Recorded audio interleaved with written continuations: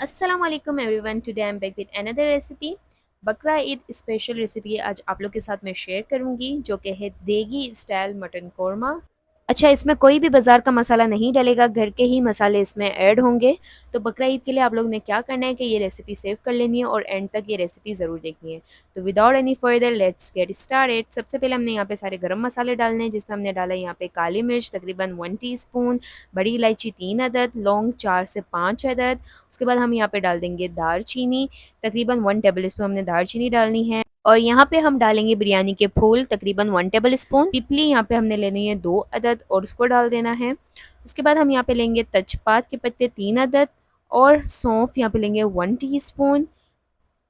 धनिया यहाँ पे धनिया सीड्स हम लेंगे 1 टेबल स्पून भरकर और ज़ीरा हम यहाँ पे लेंगे 1 टेबल स्पून भरकर, और इन सबको हमने अच्छे से ग्राइंड कर लेना है।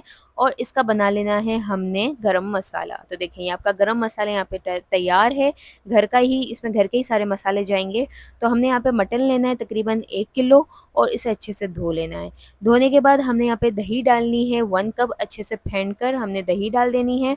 और यहाँ पे जो हमने गरम मसाला बनाया था, ग्राइंड किया था, वो इसमें सारा का सारा जाएगा, तो हम वो डाल देंगे। उसके बाद हम यहाँ पे थोड़े से स्पाइसेस डालेंगे घर के ही, जिसमें हमने डाला नमक 1 टीस्पून, या टू टेस्ट आप नमक डाल सकते हैं। लाल मिर्च पाउडर हम यहाँ पे डाल देंगे 1 टेबल स्पून। उसके बाद हम यहाँ डालेंगे हल्दी 1 टीस्पून, हल्दी इसमें जाएगी। और यहाँ हम डालेंगे जावित्री और जायफल, जावित्री पाउडर हाफ टी स्पून, जायफल पाउडर हाफ टी स्पून। और लास्ट में यहाँ पे डालेंगे हम अदरक लहसुन पेस्ट 1 टेबल स्पून। अब इन सब को अच्छे से आपने मिक्स करना है।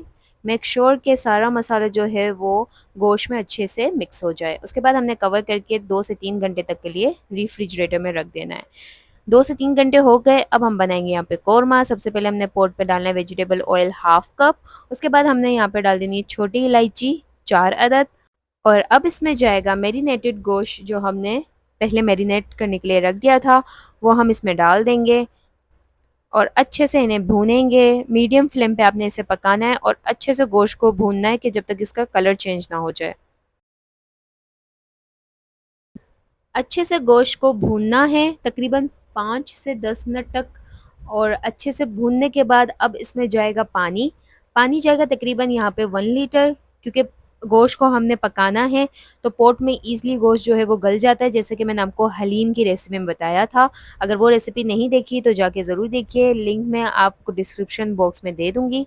अच्छा, 2 घंटे हमने इसको पकाना है, 2 घंटे मैंने पकाने के लिए रख दिया था ढककर हल्की आँच पर, तो 2 घंटे हो चुके हैं। 2 घंटे के बाद हमने यहाँ पर मिक्स करना है गोश्त को और देखना है कि अच्छे से गोश्त गल गया है। अब यहाँ पर मेरा जो है गोश्त, जो मटन है वो अच्छे से गल चुका था। मटन जो है वो जल्दी गल भी जाता है। तो इसके बाद हम यहाँ पे डाल देंगे ब्राउन प्याज। ठीक है, आपने क्या करना है, तेल में तकरीबन 2 अदद दरमियानी प्याज को अच्छे से पहले ब्राउन करना है। ब्राउन करने के बाद उसे ठंडा करने के बाद अच्छे से ग्राइंड करना है और इसका बना लेना है पाउडर। वो इसमें मैंने डाल दिया और अच्छे से जो है गोश्त को प्याज में भून लिया। दरमियानी आंच पे ही मैं इसे पका रही हूँ, आपने भी दरमियानी आंच पर पकाना है। अब लास्ट में यहाँ पे जाएगा जिंजर। ठीक है, जिंजर के स्लाइसेस यहाँ पे मैंने डाले तकरीबन 1 से 2 टेबल स्पून, और इसे अच्छे से कर लेंगे अब मिक्स। आप अगर मेरे चैनल पर न्यू हैं तो चैनल को सब्सक्राइब ज़रूर कीजिएगा, बेल आइकन को क्लिक कीजिएगा, ताकि जैसे ही मेरी न्यू रेसिपी आए तो आपको उसकी अपडेट मिल जाए। अच्छे से मिक्स करने के बाद इसे हल्की आंच पे कवर करके रख देंगे 20 से 30 मिनट तक के लिए। यहाँ पे 30 मिनट हो चुके हैं। अब लास्ट में हम यहाँ पे डालेंगे केवड़ा 2 टेबल स्पून और इसे कर लेंगे अच्छे से मिक्स। मिक्स करने के बाद आपने क्या करना है कि चूल्हा बंद कर देना है और करना है गर्मा गर्म सर्व। तो यहाँ पर तैयार है घर के मसालों का मटन देगी कोरमा। आपने ये ट्राई करना है, बकरा ईद पर भी ट्राई करना है और फीडबैक मुझे ज़रूर देना है। कोई भी क्वेरी हो आप कमेंट बॉक्स में मुझसे पूछ सकते हैं, चाहे तो आप इंस्टा पर डीएम कर सकते हैं। इंस्टा अकाउंट मेरा मैं मेंशन कर दूंगी डिस्क्रिप्शन बॉक्स में। आई होप आपको ये रेसिपी पसंद आई हो। वीडियो को लाइक शेयर और कमेंट करना मत भूलिएगा। मैं मिलती हूँ इंशाल्लाह आपसे अगली वीडियो में, तब तक के लिए अल्लाह हाफ़िज़।